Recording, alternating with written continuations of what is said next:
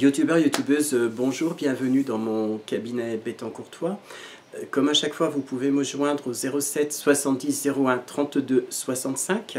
Vous pouvez aussi prendre rendez-vous en bas. Vous avez un lien donc sur doctolib.fr où vous pouvez me voir de manière physique ou bien alors dématérialisé via Skype ou WhatsApp. Vous pouvez donc faire des consultations à distance.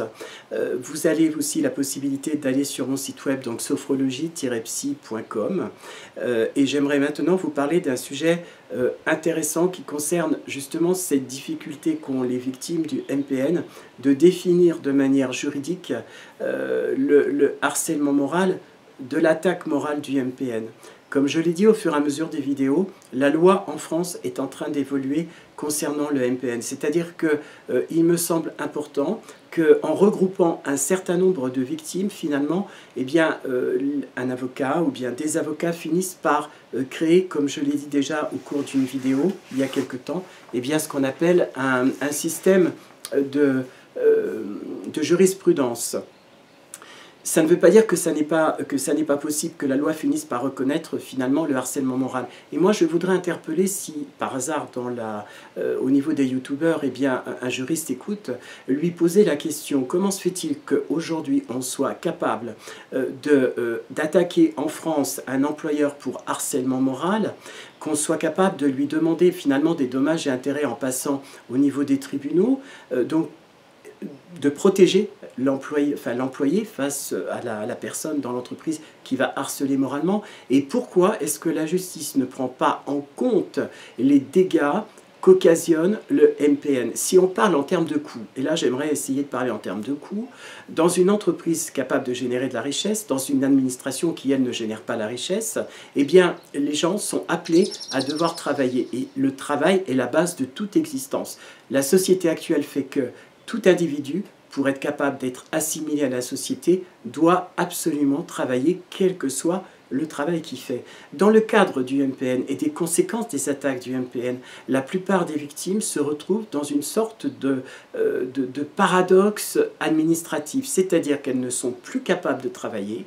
Certains ou certaines ont perdu leur emploi et bénéficient de moins en moins d'aide, c'est-à-dire qu'ils ont utilisé leur chômage, ils ont utilisé les fins de droit et parfois ils basculent sur le minimum revenu, en France le RSA, et du coup ils sont totalement broyés et mis à l'extérieur du système. Or, on pourrait aujourd'hui dire que le MPN eh bien, a une responsabilité par rapport à ça. Et le seul moyen de reconnaître cette responsabilité, c'est qu'enfin la justice puisse prendre en compte le fait du traumatisme. Et tout comme aujourd'hui on accepte, on reconnaît avec une multitude de procès et d'attaques qu'un regroupement d'individus qui portent plainte pour une bonne raison, pour une bonne cause, eh bien obtiennent des réparations. Vous avez entendu parler des grands procès en France, notamment des procès concernant l'amiante qui était le plus connu, où aujourd'hui on intègre l'idée de la peur de l'amiante, donc d'avoir été en contact avec de l'amiante, pour être indemnisé, bien entendu, avec un encadrement bien particulier. Moi, je me pose la question, tous ces hommes et ces femmes qui sont passés au cabinet, dont certains sont totalement broyés, en tout cas dans l'attitude de construction, de guérison, mais avec des difficultés extrêmement sérieuses sur leur propre identité, sur, par exemple, une incapacité à sortir dans la rue en ayant peur de rencontrer finalement le MPN, et peur aussi de se retrouver. On est là dans un système qui serait, à mon sens, on pourrait en tout cas le qualifier d'attaque sur un individu. Alors soit qu'il ne se solde pas par la mort, en tout cas physiquement, même si je suis certain que, et pour l'avoir vécu d'ailleurs aussi de manière personnelle, que certains MPN peuvent pousser au suicide.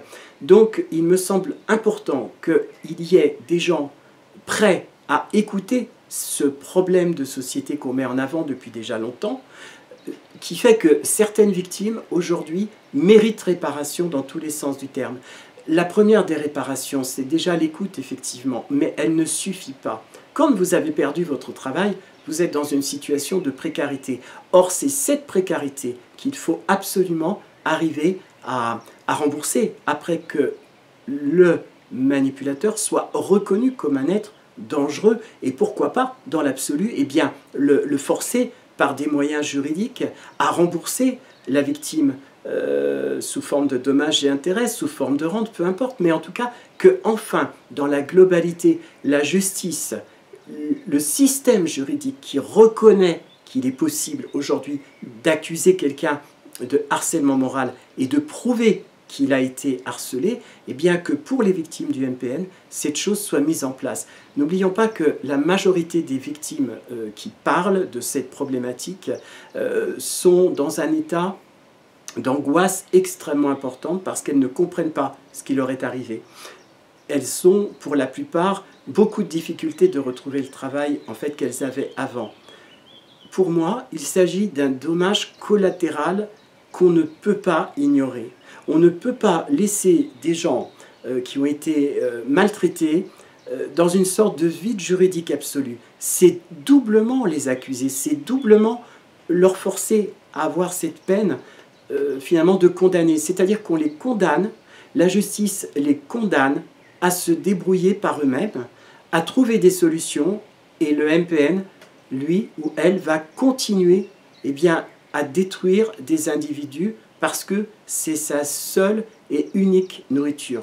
Donc je pense qu'à un moment donné, il faut arrêter un petit peu l'hypocrisie judiciaire et bien prendre en compte que, effectivement, dénoncer un MPN demande une enquête. On ne peut pas accuser quelqu'un d'être MPN sans avoir finalement un staff qui permet d'analyser tout ça. Hein.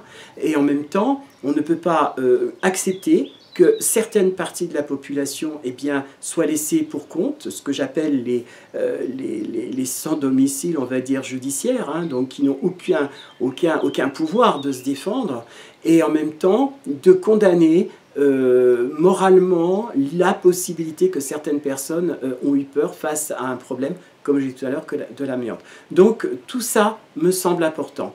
J'ai besoin de votre aide. Il est possible de faire avancer les choses. Et j'encourage chacun des youtubeurs à faire partager cette vidéo. Abonnez-vous sur ma chaîne pour que cette situation eh bien, puisse rassembler un maximum d'internautes et que, enfin, on puisse arriver à faire quelque chose dans cette structure que j'ai l'intention de créer. Merci pour m'avoir écouté. À très très bientôt. Ciao, ciao.